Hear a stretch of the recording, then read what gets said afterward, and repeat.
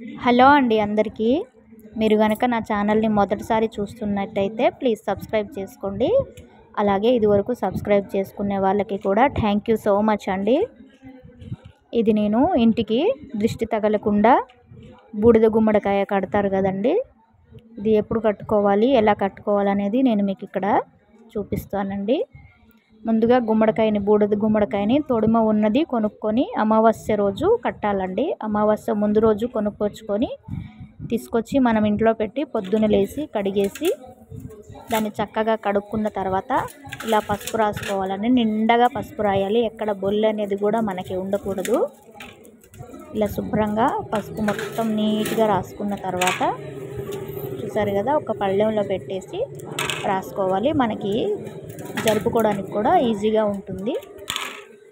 మొత్తం నిండా పసుపు పెట్టినాక, ఇది దంచిన పసుపు అండి, ఇంట్లో తయారు చేసుకుంది. మీరు ప్యాకెట్ పసుపు వాడినట్టయితే ఏదైనా పెట్టుకోవచ్చు. నేనైతే ఇంట్లో దంచుకున్నదేనండి.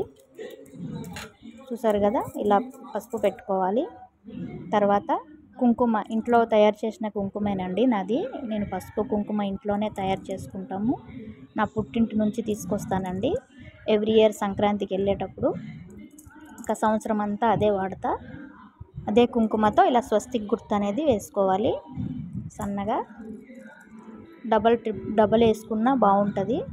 నేను డబల్ ఇంకోసారి వేసుకోలేదండి. వేళ్ళతో ఇలా ఒత్తాను, కొంచెం వెడల్పుగా నీట్గా కనిపిస్తుంది అని చెప్పేసి. దూరం నుంచి బాగా కనిపిస్తుంది. ఇలా మొత్తం కుంకుమతో స్వస్తిక్ గుర్తు వేసుకున్నాక 4 చుక్కలు పెట్టుకోవాలండి. మధ్యలో 4 బొట్లు అనేది పెట్టుకోవాలి. తర్వాత మిగిలిన కుంకుమతో గుమ్మడికాయ మొత్తం బొట్లు పెట్టుకోవాలి. చక్కగా చూసారా, ఇలా బొట్లు అనేది పెట్టుకోవాలి నీట్గా. మనం ఎంతవరకు బొట్లు ఎలా పెట్టుకోగలమో పెట్టుకోవచ్చండి, మనకు వీలైనంత వరకు. తర్వాత ఉట్టి అనేది తీసుకొస్తాం కదా, అదే ఉట్టికేసి ఇలా గుమ్మడికాయ వేసి దగ్గరగా కట్టుకోవాలి. ఎందుకంటే ఎప్పుడైనా గాలి వచ్చినా సరే పడిపోయే అవకాశం అనేది ఉండకుండా మనము కట్టుకోవాలి. తర్వాత సాంబ్రాణి ఉంటే ధూపం వేసుకోవచ్చు. నేనైతే ధూప్ స్టిక్తో వేసుకున్నా. ఇలా ధూపం వేసుకున్న తర్వాత మనం పైకి కట్టుకోవడమేనండి. చాలా చక్కగా